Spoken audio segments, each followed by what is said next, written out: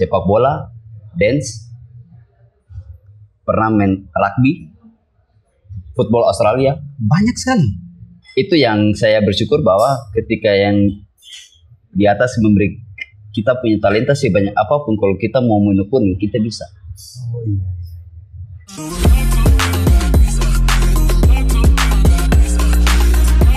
Petra Siloi adalah pria berdarah Ambon yang berkecimpung pada beberapa bidang seni dan olahraga semenjak duduk di bangku sekolah dasar. Pria yang akrab dipanggil Petra ini memang sudah menyukai beberapa bidang seni dan olahraga karena ketertarikan dia pada bidang tersebut, mulai dari dance, nyanyi, sepak bola, bahkan basket. Pria kelahiran Ambon 20 Oktober 1984 kini bekerja di BUMN Kantor Pos Indonesia. Seperti apa sosok dari Petra Siloi? Inilah obrolan kami dalam Afeksi Podcast.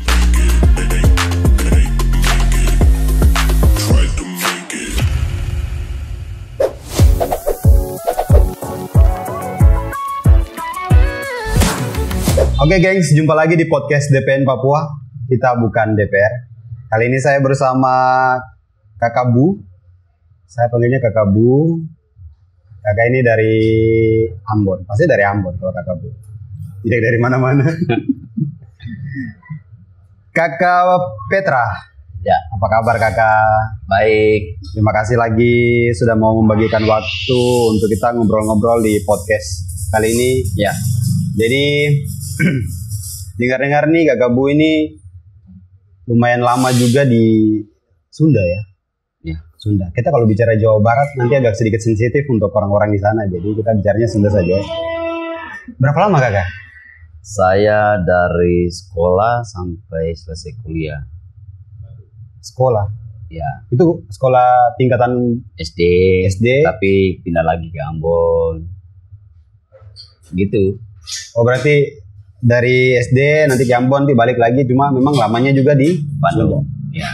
Di Sunda, di Bandung. Yang lebih stay itu ketika selesai SMP di Ambon, kembali lagi ke Bandung.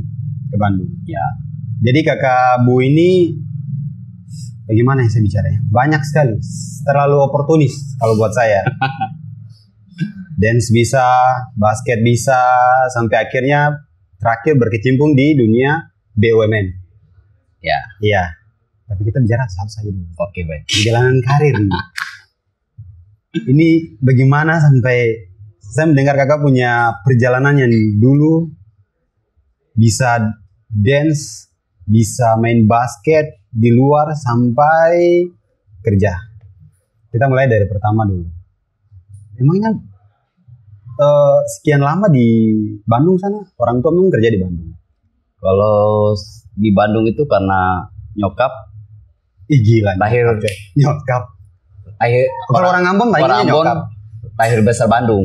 Oh, biasanya kan kalau orang Ambon kan mami papi kan? Ya, Mami papi. cuma karena kita sudah terbiasa dengan nyokap bokap. hidup di Jawa, ya bahasanya kan gitu. Oh, iya, iya. Kalau macam di Ambon ya biasa panggil buder pader. Oh. Karena Ambon tuh kan ada istilah bahasa Belandanya kan, kalau panggil buder pader itu sudah hal tradisi yang kita sering ucapkan setiap hari dalam rumah. Beda kayak macam mama papa enggak. Oh bukan mama papa. Iya, karena itu sudah ya turun temurun. Opa Oma. dengan bahasa Belanda setiap hari di rumah ya dipanggilnya ya kayak begitu. Berarti kembali lagi nyokap ya. Nyokap. Nyokap itu di Bandung. Ya. Jadi memang kerjanya di sana. Nyokap enggak, nyokap cuma hanya ngawasin kita aja waktu masih sekolah. Sekolah. Jadi memang berkecimpungnya lama juga di dunia di Bandung sana ya. Ya, Bandung. Sampai bagaimana tuh bisa berkarir di dunia basket, dunia dance itu ceritanya bagaimana? kalau dari dunia basket sama dunia dance saya lebih banyak dulu berkecimpung dari sepak bola. Sepak bola. Ya, Sepak bola ini bola kaki lapangan besar, futsal, lapangan besar dulu. lapangan besar. Ya, lapangan besar dulu, baru nanti kecimpung ke lapangan futsal. Ya, Kalau di sepak bola, saya sempat masuk di liga lokal di Persib. Persib. Iya. Lokal Persib kan ada dia punya tim-tim junior. Sempat gabung juga sih itu. Jadi kan ada liga klub junior ini yang nanti mau diseleksi untuk ke tim senior. Dia mau di seniornya di Persib kah atau di Persija kah. Penting bibitnya dari junior dulu. Itu tahun berapa itu? Itu saya startnya itu dari tahun 2000. Tahun 2000. Itu kalau usia kelas sekolah itu SMP SMA kelas 1. SMA kelas 1. SMA kelas 1. Iya. Jadi sudah mulai berkecimpung di dunia sepak bola dulu. Iya. Itu sudah masuk dance juga, dance belum? Itu sudah ada memang. Oh, sudah ada. Karena dance dari kecil. Dari Dilatihnya sama sepak bola. Dari usia berapa kalau dance? Saya dari usia 4 tahun. 4 tahun. Jadi untuk masuk zaman-zaman usia dance itu 4 tahun. Ya. 4 tahun sudah mulai belajar dance. Ya. Itu belajarnya dari mana? Ada kakak sepupu saya yang ngajarin saya. Kakak sepupu. Sekarang dia sudah di Jakarta. Sampai saat ini. Itu masih berkecimpung juga di dunia dance. Dunia tari. Dunia tari. Iya. Dengar-dengar nih kakak juga nih kembar ya? Punya kembaran. Iya, sebenarnya sih iya. Iya kan?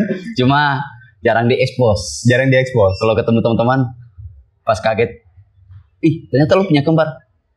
Karena waktu ketemu saya punya teman, dia punya teman juga. Jadi pas waktu ketemu sama temannya kembaran saya nih, kaget dipanggil-panggil, kakak nyaut. Tidak balik juga. Gak balik, udah itu salah orang kali. Ya ternyata baru ketahuan kalau udah punya kembar.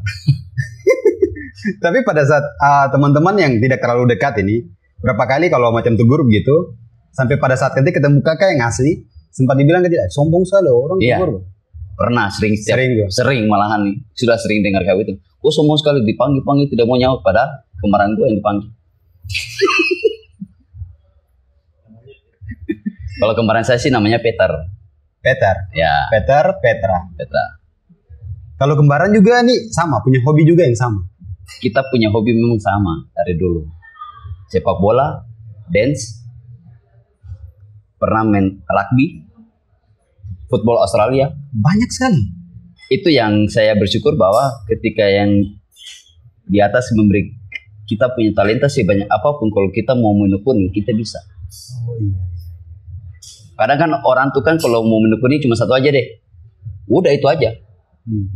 Tapi kalau saya selagi saya masih mampu untuk jalani semua talenta yang Tuhan kasih ke saya, ngapain enggak? Iya. Jadi semua diambil gitu. Diambil aja. Diambil. Alasannya Karena ketika saya dibutuhkan, bisa. dibutuhkan bisa. Iya. Itu alasan utama. Iya. Nah kita bicara masalah ini, saya ulik sedikit masalah dance ini. Belajar dari usia 4 tahun. Iya. Sampai akhirnya masih berkecimpung kan, masih bisa dance sampai sekarang kan. Masih. Ya, kita bicara hal dance ini. Perkembangan dance kita bicara untuk di Bandung saja di Bandung. Sebesar apa sih waktu itu? Bandung itu waktu saya masih, kalau bicara soal dance, waktu saya pas masih SMA kelas 1, yang di bawah saya pun juga udah pada gokil-gokil. Jadi orang bilang gokil tuh istilahnya katanya, wow, gila-gila deh anak-anak yang di bawah kita tuh. Waktu saya masih SMA kelas 1, yang SMP-nya, mereka dance kontemporeinya sudah seperti orang dewasa. Iya. Iya. Dan saya pertama kali di Bandung ketemu lawan sama yang masih SMP, masih SMA, atau masih di bawah saya. Ya kita nggak boleh meremehkan sama mereka lah. Yang kita lihat sejauh mana mereka punya totalitas untuk menari, ya itu yang kita lihat. Sama mentalnya kita. Kalau kita ketemu untuk di event kayak battle team, disitulah yang dilihat mentalnya di mana, kesiapan mental yang untuk dia membuat suatu gerakan dance itu seperti apa. Ya. Tadi kan Kakak Bu bilang bicara masalah mental nih. Setiap naik panggung kan belajar kan dari usia 4 tahun sampai saat ini. Pada setiap kali naik panggung itu kita bicara masalah mental, ada sempat gugup-gugup ke tidak, nonton grogi, canggung, apalagi kan kalau macam pentas kan ini kan orang banyak nih. Itu bagaimana Kakak? Untuk Kakak buat lebih enjoy biar lebih santai, itu seperti apa? Kalau soal untuk kayak grogi itu saya sudah memang dapat pas di masih usia dini. Jadi ketika waktu saya sudah meranjak dewasa, nervous itu sudah tidak ada sama sekali. Iya. Justru bagaimana kita fokus untuk bagaimana bisa membuat penonton itu bisa terhibur. Itu aja. Kalau mental yang kita dapat kayak macam baru di usia besar kayak kita mau grogi, udah susah. Pasti setiap namanya, jangankan kita ikut kompetisi, isi acara di event-event aja, walaupun kita sudah punya pengalaman, pasti ada groginya. Ada groginya? Ada pasti. Bilang, ini orang banyak nih, atau bagaimana? Ya pasti ada. Cuman kalau untuk soal grogi untuk kompetisi, nggak pernah gugup. Jadi kalau ditantang untuk sampai saat ini juga, bisa. Masih bisa. Iya, itu yang saya pernah bilang tadi, mentalitasnya kita siap gak? Mau kalah pun juga yang penting mental kita tetap up. Kita mau kalah dari belakang urusan nanti. Mental bertanding dulu. Mungkin banyak yang belum tahu nih Kakak Bu. Kakak Bu ini kan dance. Bergabung di grup apa waktu itu? Kalau saya di Jayapura, cuman kebetulan kenal sama ada teman saya pernah kuliah sama-sama di Bandung. Itu dia juga pernah di Potret. Namanya? Elvido. Biasa kalau di teman-teman anak Potret mereka sudah tahu. Elvido Melafruan. Nah, dia waktu di Bandung ya kuliah seperti biasa. Cuman saya aktivitas di Bandung kan sama-sama dia. Dia kakak tingkat saya di atas saya satu tingkat. Cuman waktu dia di Bandung, dia punya talenta dance-nya itu dia pendam. Dia fokus ke kuliah. Kalau saya masih kuliah, saya masih jalan aktivitas saya. Mau dance, mau sepak bola, futsal, sampai ke basket, jalan semua. Jadi aktivitas saya membagi waktu tuh banyak. Membagi waktu banyak. Ya. Cuma waktu saya pertama kali ke Papua, saya dikenalkan dengan tim Potret.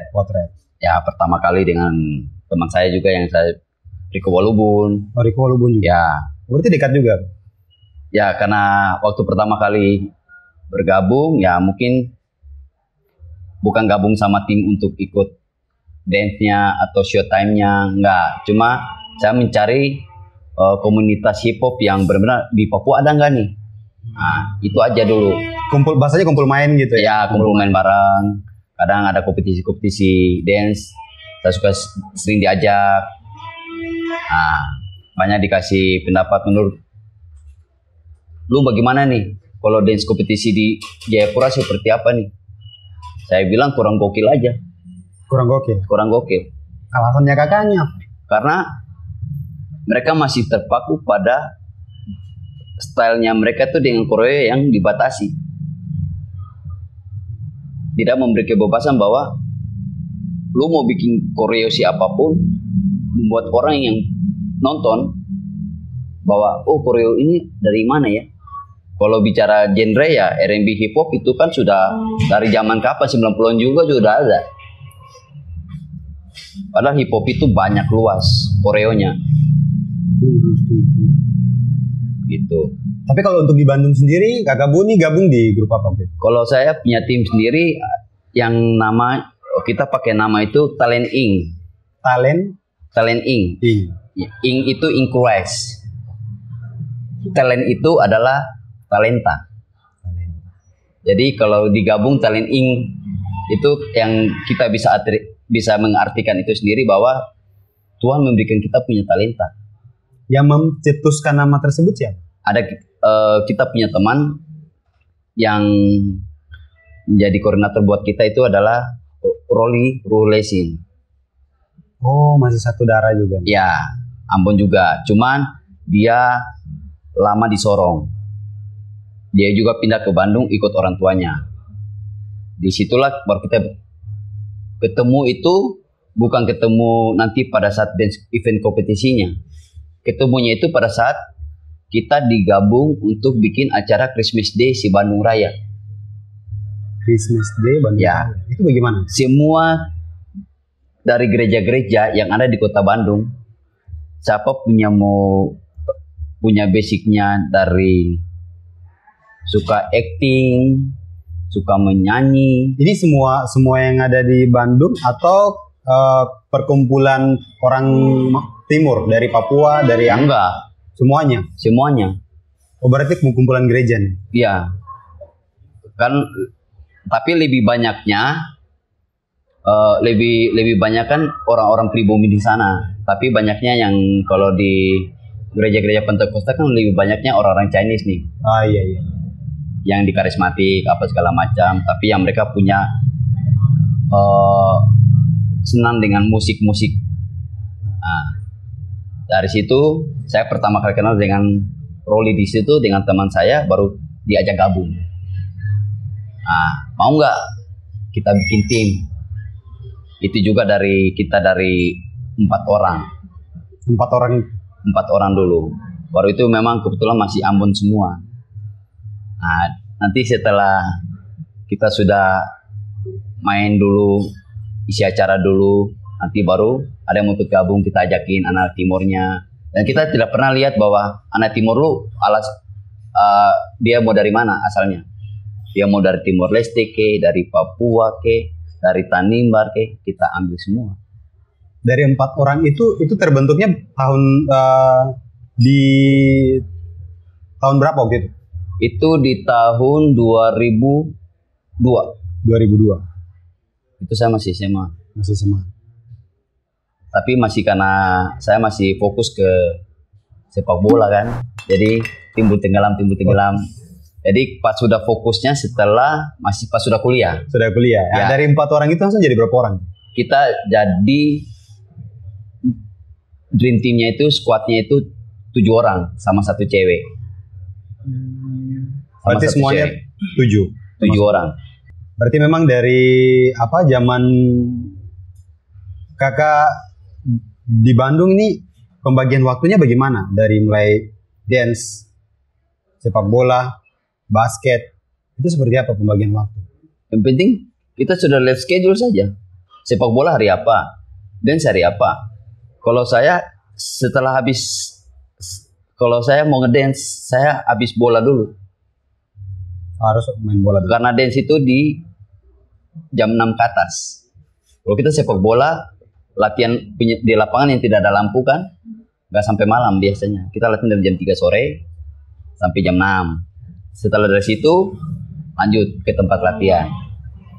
Nanti habis dari latihan dance, ada teman-teman suka ngajakin, bro kita main basket. Saya ikut lagi main basket. Jadi saya kalau satu hari itu kalau jalan itu kayak orang mau pergi kompetisi, padahal latihan doang. Pakai tas sport besar. Itu selama 1 hari itu. Kalau keluar dari rumah. Iya. Jadi semua peralatan di dalam ya. Tas itu. Dalam tas. Ya. Nah, untuk orang tua sendiri bagaimana dengan kakak Bu punya respon dari orang tua? Kalau dari orang tua tetap mendukung. Cuman dari mama punya kakak perempuan, dia kadang suka membuat kita, apa sih kalian ikut itu? Kedepannya mendapat apa dari itu? Oh iya. Ya. Itu. Lebih kepada memikirkan jangka panjangnya ke depan seperti apa. Jadi saya pernah waktu SMA pernah dimogokin uang SPP gara-gara ketahuan saya ikut latihan sepak bola di klub tanpa memberitahu. Iya, sembunyi-sembunyi karena saya sudah tahu bahwa mama saya punya kakak perempuan ini suka melarang. Udah fokusin ke sekolah dulu.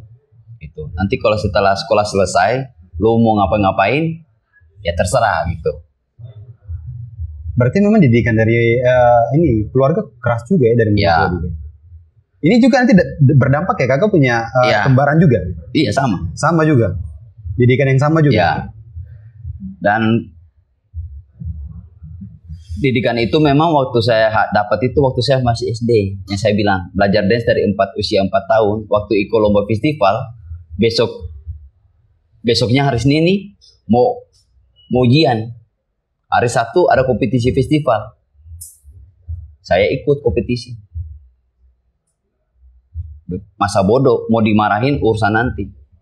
Tapi itu yang saya bilang, punya talenta kalau kita pendam nggak akan orang tahu. Kalau kita tuh bisa. Setelah saya ikut kompetisi festival dulu waktu di Ambon, waktu saya masih kelas 4 SD, dengan usianya kita dapat juara 1. Itu kita ikut kategori umum, bukan ikut di kita punya kategori seusianya kita. Yang di kategori umum malah kaget. Gokil kok anak usia ini kok. Umum itu usia berapa saja? Bebas. Bebas. Umum itu kan bebas, umum. Tidak patokan kategori. Kalau kategori kan ada pelajarnya SMP, SMA, sama umum. Kalau lomba itu kan, tapi kita ikuti di umum. Karena sudah dilihat bahwa kita punya secara basic sudah kuat. Dilatih aja pakai rotan. Latih dance? Iya. Berarti lebih kepada kemauan diri juga. Memang dari kakak Bu sendiri memang mau untuk dance juga. Iya. Karena kita dulu wilayah timur yang di Ambon, kalau kita dilatih itu memang keras. Makanya kenapa kita selalu didikan dari lingkup keluarga itu keras. Jadi dengan waktu dilatih juga untuk mendapatkan kita punya kemauan dan impian itu juga dengan keras. Gitu. Jadi ketika kita sudah sampai di mana kita bisa mengembangkan kita punya talenta, apa lagi kita harus pakai kekerasan? Itu zaman dulunya kita yang kita rasakan, dan kita juga harus ikut perkembangan mindsetnya anak-anak. Nggak bisa lah. Waktu zaman saya waktu 90-an, 80-an, pakai sistem keras, zaman 2000-an ke atas, milenial, lu mau pakai kekerasan mereka pada kabur semua dari kita punya tim. Iya, iya. Ya.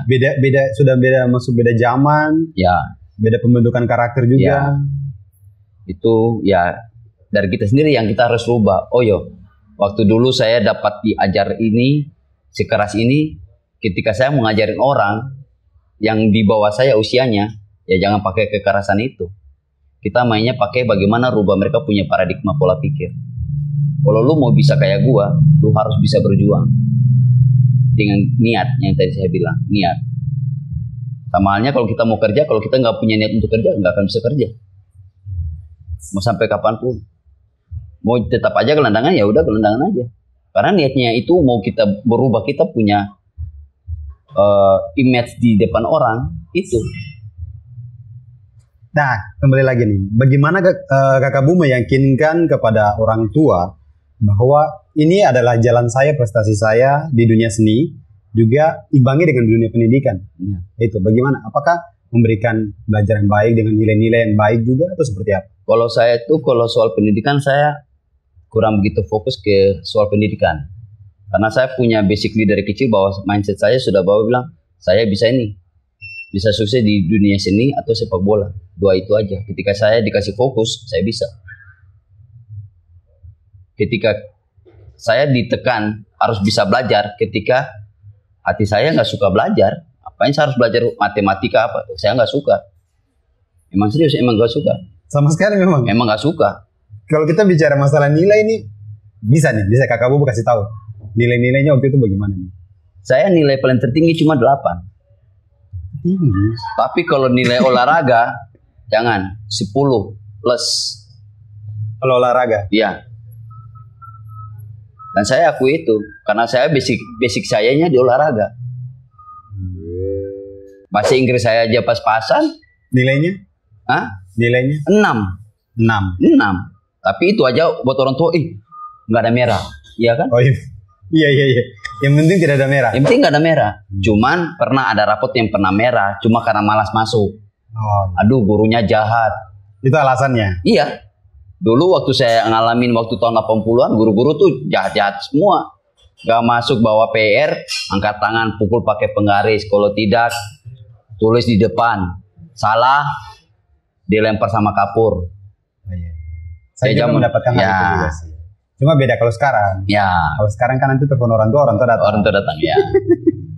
Berarti imbangi pendidikan, tapi fokus di dunia seni juga. Iya. Tapi saya lebih banyak fokus ke dunia seni, sama olahraga ketimbang pendidikan. Tapi bagaimana perjalanannya dari dunia, minta maaf nih, Kakak Abu. Kakak Abu punya dunia pendidikan yang malas belajar, lebih fokus ke dunia seni. Tapi ujung-ujungnya kerja di BUMN. Ya. Gimana tuh perjalanannya? Itu perjalanannya itu waktu saya masih mencintai dunia olahraga. Waktu saya masih SMA, saya pernah, cuma karena masih muda, larinya masih kencang, diarahin sama saya punya guru olahraga dulu waktu SMA. Kamu mau nggak nih jadi sprinternya 100 meter? Saya cuma bilang, ya udah, terserah bapak aja, saya ikut-ikut aja. Ternyata dilatih, ya mewakili sekolah. Nah, dari sprinter itu 100 meter antar sekolah, tapi nggak sampai atlet lah, cuma masih di kalangan sekolah.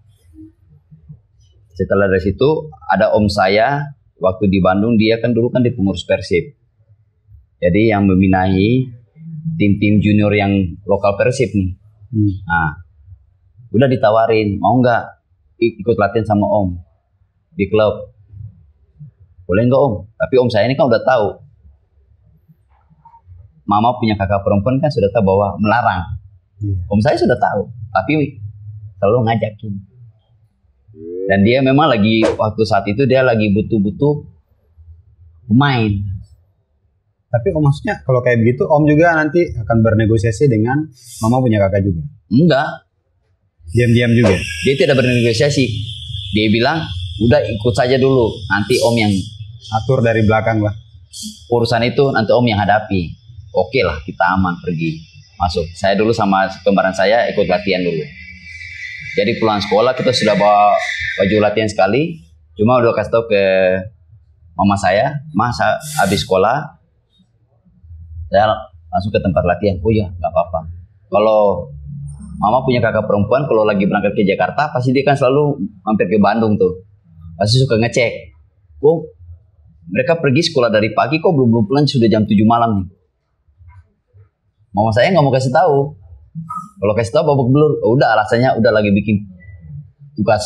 Iya, tugas sekolah. Iya, tugas sekolah sama teman-teman. Nah, udah alasan itu aja.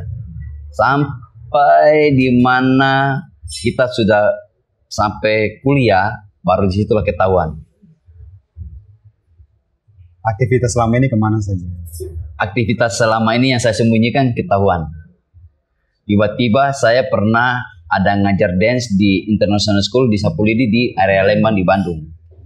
Itu juga dipromosikan dari saya punya teman yang satu tim nari. Iya. Dia punya channelnya, karena dia kan untuk berbahasa Inggrisnya dia kan sangat bagus. Ya, fasih ya. Ya, sangat fasih sekali.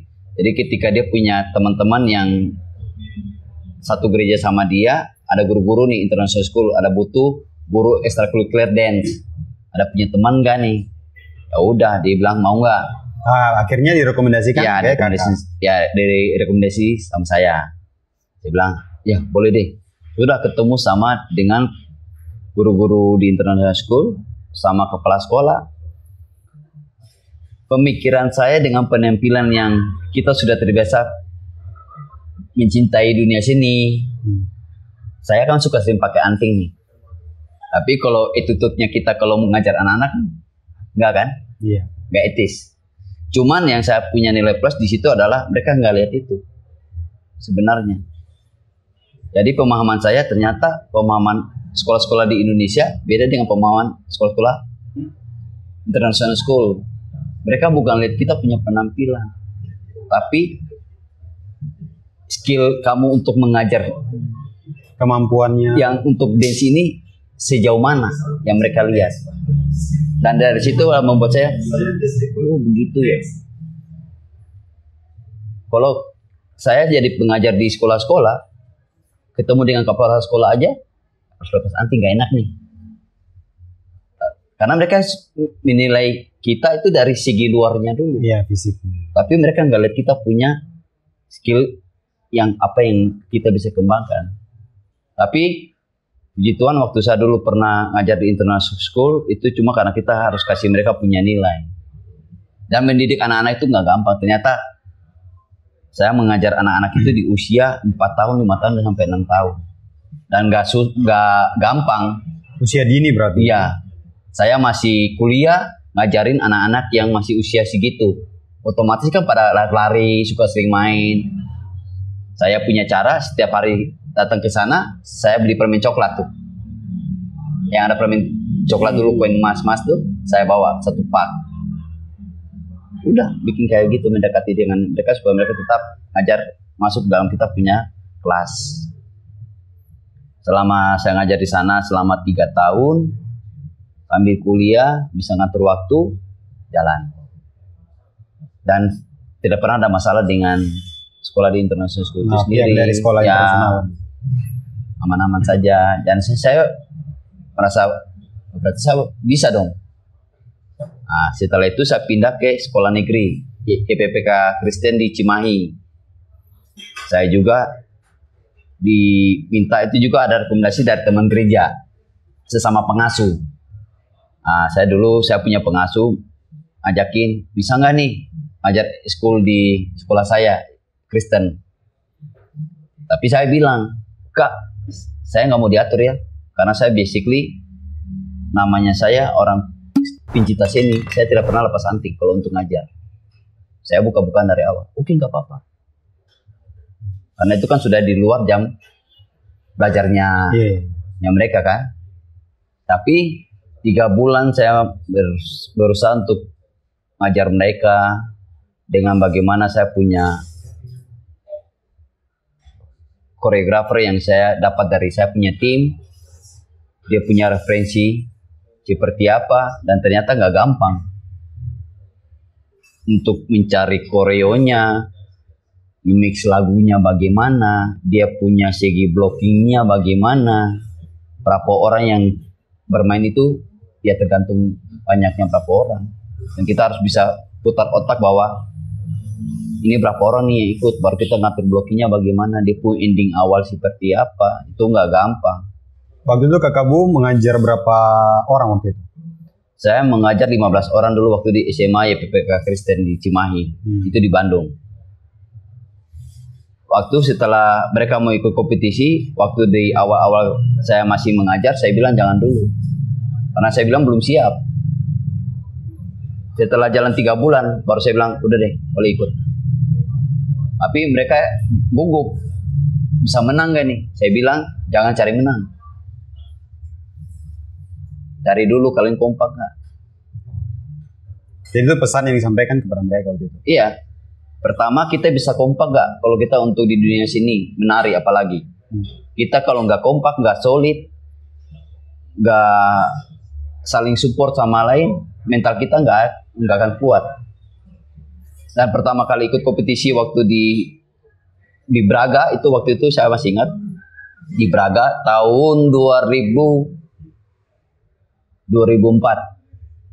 Dan saya pertama kali ngajarin mereka dapat juara 1 untuk kategori pelajar. Ketika mereka juara 1, mereka bilang, ternyata kita bisa. Saya bilang, kalian bisa karena kalian mampu, bukan karena saya mau ngajar kalian jadi bisa. Tapi yang itu yang saya bilang, yang saya selalu tanam ke mereka, punya niat bisa, satu tim solid dulu nih. Kalau tim nggak solid nggak akan bisa. Tidak akan mampu untuk menyelesaikan semua. Nah, kalau untuk perjalanan Kakak sampai bisa hadir tiba di dunia BUMN sendiri itu bagaimana? Kalau di BUMN itu ya orang bilang untung-untung saja sih. Untung-untung. Kenapa dia bilang untung-untung? Karena saya kuliah di sekolah yang disuruh kuliah di akademik, kayak ada ikatan dinas, kayak Telkom, kayak Pos punya ada di Bandung, sekolah Telkom juga ada di Bandung juga. Ini kemauan diri sendiri atau memang dari orang tua? Dari mama punya kakak perempuan ini.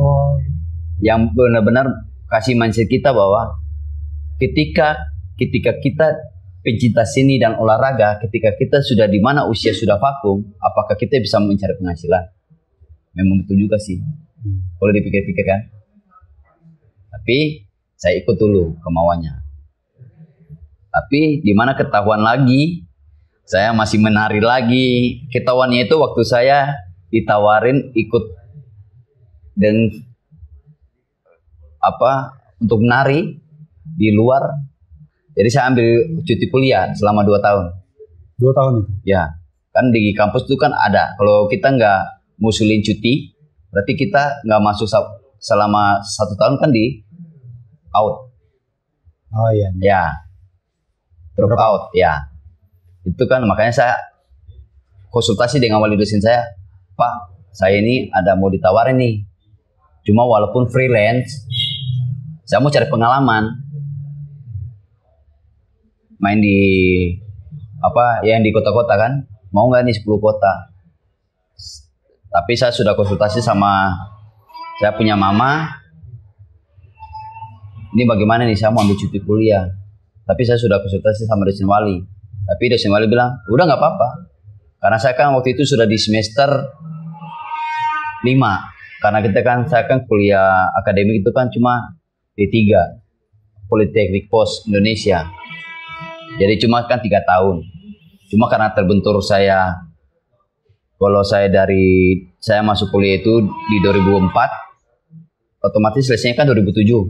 Iya. Tapi karena cuti 2 tahun, jadi 2009 saya selesai. Iya kan? Iya.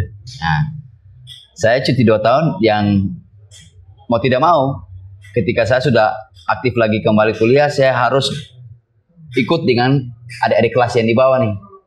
Dan itu ketahuan dari mama tua juga? Tahu. Dan itu saya pernah tidak dibayar SPP kuliah selama 1 tahun. Dan mau tidak mau saya harus berusaha sendiri, putar otak bagaimana bisa dapat duit itu. Makanya saya ambil cuti 2 tahun itu, cuti kuliah selama 2 tahun, saya cari duit duluan.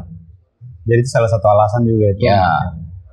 Karena itu sih sebenarnya bukan gampang. Kalau yang saya jalani selama saya waktu di Bandung nggak gampang. Untuk bisa membuktikan ke orang tua, saya di dunia tari bisa jalan 10 kota, saya bisa dapat duit, saya bayar kuliah, tapi saya bisa wisuda. Jadi setelah cuti itu langsung kembali lagi lanjut kuliah? Ya, lanjut aktif kuliah lagi untuk kasih kayak ada mata kuliah yang kita nggak pernah masuk ikut kuliah kan karena cuti. Jadi otomatis kita harus bicara di kelas bawah nih. Ya harus bikin sampai kita punya nilai udah bagus. Ya udah, wali dosen bilang, udah, berarti bulan depan kamu sudah siap untuk praktek lapangan, untuk persiapan skripsi. 3 bulan jalan, selesai, sidang. Nah, setelah waktu saya punya teman-teman angkatan dulu kan kita kan di kuliah Politeknik Pos itu kita ada 5 jurusan. Pemasaran, logistik bisnis, akuntansi, teknik informatika, sama ada 5 jurusan. Pemasaran, logistik bisnis, akuntansi. Jadi waktu itu kan ada dari setiap jurusan itu ada 10 besarnya nih. Jadi kalau 5 jurusan berarti 50 orang loh. Jadi 10 besar itu dari 5 jurusan itu 50 orang nih. Dulu itu waktu itu dibutuhkan di area wilayah Papua. Nah 10 besar itu banyak disuruh ke Papua, mereka nggak mau. Dari 10 besar ini? Ya, dari 50 orang, 20 orang dikasih berangkat dulu ke sini. Mereka minta balik. Alasan jauh dari orang tua. Saya bilang kalau mau niat kerja ngapain pakai alasan jauh dari orang tua? Ya kerja aja. Mungkin jauh juga ya. ke Papua jauh. Karena mereka punya paradigma dulu waktu namanya Papua dulu di zaman 2000-an, saklek. Tanduknya keluar mereka. Karena mereka kayak macam ke sana takut terancam. Dan saya dulu sebelum ke Papua saya sudah tahu karena kakak sepupu saya kan lama di sini. Dia pernah jadi honor di perikanan dan kelautan di Dok 7 dulu. Dan dia sudah tahu, dia sudah cerita kalau di Papua tuh gini. Kondisinya seperti apa? Ya, begini. kondisi seperti apa. Tapi kembali kepada kita punya tujuan. Kita mau ke sana kerja, ngapain kita ngurusin soal kacau-kacau? Bodoh amat. Waktu saya ditawarin gitu, saya bilang saya mau. Karena saya lebih senang merantau ketimbang saya harus kembali ke kampung halaman. Dari kantor pos waktu itu hanya dikasih satu pilihan kah atau dua pilihan? Maksudnya langsung Papua? Dia dikasih pilihan hanya Papua saja? Hanya di Papua. Karena waktu dulu untuk masih tahun-tahun 2000-an segitu, dia untuk kerja di sini lagi membutuhkan tenaga. Jadi saya bilang saya mau dong. Tapi ada jaminan. Kontrak dulu mau berapa tahun nanti baru diangkat. Dia bilang bodo amat yang penting gue kerja. Pakai sistem kontrak juga waktu itu? Ada. Berapa tahun waktu kontraknya? Saya kontrak itu dulu dari 2010 pertama kali saya masuk. Ya. Saya berjalan sampai di mana saya pernah ikut tes di 2012, 2013, dan 14. Itu gagal. Karena kan standarisasinya kita tuh kan harus minimal 3 tahun. Masa di 2012 saya baru jalan 2 tahun, udah ikut tes kan berarti tidak mencukupi dia punya kriteria. Ya, standarnya. Udah 2015 baru gue ikut. Jadi pas kalau mau ditanya udah 3 tahun, saya kok udah 5 tahun kan? Oh iya. Nah, itu juga dibekali sama kita punya penilaian dan kita punya pimpinan. Dan itu nggak gampang. Berarti memang ini kalau untuk di BUMN kantor pos sendiri, memang kontrak dulu, Iya. baru tidak langsung jadi pegawai? Enggak. Itu yang tadi saya bilang kalau sudah ada 10 besar dari kita punya akademik, itu sudah otomatis sudah jadi pegawai. Dan siap ditempatkan dimanapun dan tidak boleh menolak. Menolak berarti dicoret dan diganti sama orang. Coret ini berarti gugur bahasanya gitu? Iya. Dan saya ambil peluang itu. Walaupun jadi kontrak dulu nanti jadi pegawai urusan belakangan. Berarti tesnya 2015. Saya tes yang terakhir tuh di 2015, pengangkatannya itu di 2016. Pengangkatannya 2016. Ya. Berarti mengabdinya dari 2010. Ya. Lama juga ya. Tapi pada saat sudah kerja begini, kalau kembali lagi mengingat pesan-pesan dari orang tua sendiri bagaimana? Udah enggak. Dan mereka udah lepas. Udah lepas ya. Yang penting saya punya masa depan tuh sudah aman dulu. Berarti kayak maksudnya kan kayak tadi kan pesan-pesan kayak Mama Tua bilang kan jangka panjang seni itu seperti apa. Ya. Tapi waktu pada saat saya lagi sudah selesai ikut tes 2015 itu saya sudah lolos nih. Saya telepon. Mama punya kakak perempuan. Saya sudah tembus. Tinggal tunggu SK saja. Dia punya SK keluar, saya sudah disahkan sebagai pegawai. Langsung ya udah, mau punya kakak perempuan bilang udah deh. Yang penting kamu sudah tembus jadi pegawai. Lu mau kembali aktif di olahragamu sama menari, nggak apa-apa. Berarti memang ada pesan-pesan juga yang disampaikan kepada Ya. kakak Bu juga Ya. bahwa memang jangka panjang harus dilihat begitu. Ya. Tapi kalau untuk orang tua sendiri ada di Jayapura atau masih di Bandung? Setelah saya pindah di Papua, orang tua saya masih di Bandung, mama. Karena mungkin setelah saya di Jayapura, beliau sempat sakit di Bandung. Cuma saat ini sudah almarhum, mama saya sama mama pun kakak perempuan juga sudah almarhum. Dan saya merasa bersyukur bahwa saya sudah jadi pegawai nih. Jadi mereka udah nggak ada beban lagi untuk pikir saya. Jadi dan saya bersyukur itu ketika saya coba tidak mengambil mereka punya nasihat untuk kedepannya saya seperti apa. Kalau saya tidak ambil, nggak tahu saya mungkin menjadi apa. Untuk saat ini? Iya. Berarti memang ada pesan-pesan juga yang memang kakak ketika bahasanya flashback kembali, Iya. banyak hal yang memang orang tua sampaikan. Iya. Yang apa yang kita punya kemauan dulu, kita punya hobi yang kita sudah senang, kita sudah nikmati, dia punya hasilnya dibelok sama orang tua. Tapi saya termasuk cepat juga, maksudnya merespon dari orang tua bahwa iya ternyata betul. Dan sekarang ini saya punya kembar itu sampai sekarang masih honor, belum diangkat jadi pegawai, dan saya merasa bersyukur. Masih honor. Iya. Ini di mana, di BUMN kah? Dia di bagian PU, bagian biro jalan. Cuma dia sudah honor duluan, tapi saya honor 2010, dia honornya itu 2012. Tapi saya cuma dengan kerja dengan 5 tahun saya sudah jadi pegawai, dia sampai sekarang belum. Cuma makanya karena mungkin lebih banyak dia menghabiskan waktunya itu di dia punya bidang olahraga. Kalau saya fokus dulu ke situ, makanya saya vakum betul nari, sepak bola, basket itu saya vakum dulu. Selama saya masih kontrak itu saya vakum betul memang. Dan ya itu hasilnya seperti ini. Kalau kakak Bu punya saudara kembar sendiri memang di Jayapura juga atau di luar? Di Ambon. Di Ambon. Ya. Karena waktu itu karena dia pernah masuk kuliah lebih dulu dari saya. Ketika dia mau hampir drop out, udah dipindahin lagi ke kampus yang lain. Udah selesai wisuda, kamu pulang ke Ambon. Nggak usah lagi ke Papua. Karena saya kuliah cuma hanya cuti 2 tahun, tapi nggak di drop out kan. Iya. Tapi masih aktif lagi. Tapi saya selesai wisuda, udah. Saya dikasih kesempatan, udah ke Papua ikut saya punya kakak sepupu. Setelah saya tekuni belajar dengan lingkup daerah sini, ya saya belajar ya itu. Dan akhirnya waktu dari saudara-saudara juga pernah bilang, udah kamu kan udah pegawai, kenapa tidak minta mutasi aja ke Ambon? Saya cuma hanya menjalankan amanah dari mama punya kakak. Selama kamu masih bekerja, jangan pernah minta pindah ke Ambon.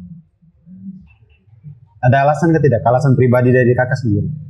Kalau alasan dari saya, lebih baik saya masih stay di sini. Saya masih stay di sini. Ini apa? Ada rasa nyaman nggak atau seperti apa? Saya rasa nyaman itu karena dengan pertama lingkungan. Lingkungan di Jayapura, di Iya. Papua. Walaupun dia kurang begitu dengan dunia entertain yang kurang begitu lebih terkenal gitu ketimbang di Ambon kan banyak kan lomba dance, lomba apa segala macam, kita suka stay ikutin. Nah, saya lebih stay di sini karena lingkungannya. Itu yang saya dapat itu dari mama punya kakak, bahwa lingkungannya itu yang bisa mempengaruhi kita dari baik menjadi buruk lagi. Nah, tapi ketika kita sudah dibentuk dengan kita punya karakter yang bagus di sini, dengan dunia kerja yang baik, ketika kita hanya liburan pulang ke Ambon, dan itu yang mereka lihat, ternyata dia berubah besar ya. Apa yang kita dapat di tanah rantau, kita kembali, itu yang mereka lihat. Berarti kakak Bu lebih nyaman di tanah rantau untuk saat ini. Karena memang karena lingkungan, karakter dari teman-teman bagaimana. Ya. Dan karena kalau kita kembali ke kita punya tempat asal tuh kan berbeda dengan kalau misalnya bro yang lama lahir besar Papua, kalau sudah nyaman di tanah rantau mau kembali lagi, aduh sabar dulu karena faktor lingkungan juga. Ya itu juga. Nah, kalau saya di sini karena saya habis kerja pulang rumah, tidak keluar kemana-mana, kecuali paling kalau ada kayak event-event kayak itu, lomba dance walaupun tidak ikut partisipasi dalam lomba tapi mau nonton. Karena kan hobi toh. Iya. Menonton. Masih berkecimpung di sini juga. Aku mau nonton nih biar kita punya kepenatan kerja, itu refreshingnya di situ. Sekarang sekarang sudah aktif di basket, saya sebagai wasit juga. Jadi saya punya habis kerja capek, refreshingnya di situ. Oh, berarti kalau untuk basket sekarang jadi wasit. Ya. Ada berpikiran untuk menjadi pelatih gitu? Saya lebih enak jadi wasit. Oh, jadi wasit. Karena waktu dikasih amanah juga dulu pertama kali saya klub di Teruna Bakti di Waena, itu juga dikasih amanah juga. Kakak Bu, kau harus jadi wasit. Tidak disuruh jadi pelatih tapi jadi wasit. ya saya jalanin aja. Oke lagi, terima kasih lagi buat Kakak Bu sudah membagikan waktu bagaimana kita cerita-cerita. Mungkin satu sedikit pesan yang mungkin saya minta Kakak Bu memberikan sebuah bahasanya apa ya? Orang Motivasi begitu. iya orang Maluku bilang orang apa? Bapak petua. Tatua bilang gitu bagaimana begitulah. Bagaimana ketika kita masih fokus di dunia seni atau seperti apa, tapi ada karir yang paten yang sekarang Kakak berkecimpung ini di BUMN itu seperti apa biar ada satu petua gitulah kepada kita punya generasi sekarang. Oke, jadi untuk teman-teman semua jangan pernah nyanyiakan waktu apa yang orang tua lu berikan pada lu. Sayangilah mereka dan bisa banggain mereka. Itu aja. Dan saya punya motivasi cumanya itu. Bisa ketika orang tua masih mampu untuk membiayai kita masih sekolah, harus bisa banggain mereka dulu. Kita selesai sekolah, kita bisa jadi kerja, kita pegawai, itu yang cuma ijazah sama SK pegawai yang kita tunjukkan ke mereka aja. Karena mereka nggak minta banyak dari kita untuk apa, cuma bagaimana kita bisa jadi orang. Kedua, kita bisa jadi orang itu apalagi bukan di daerah kita, tapi di tanah rantau. Itu bukan hal gampang. Jadi tetap semangat untuk teman-teman. Jangan pernah capek untuk dengerin nasihat orang tua. Apa impianmu, tapi tidak dibekal sama studi, tidak jadi apa-apa. Oke, see you, God bless. Oke lagi, terima kasih Kakak Bu.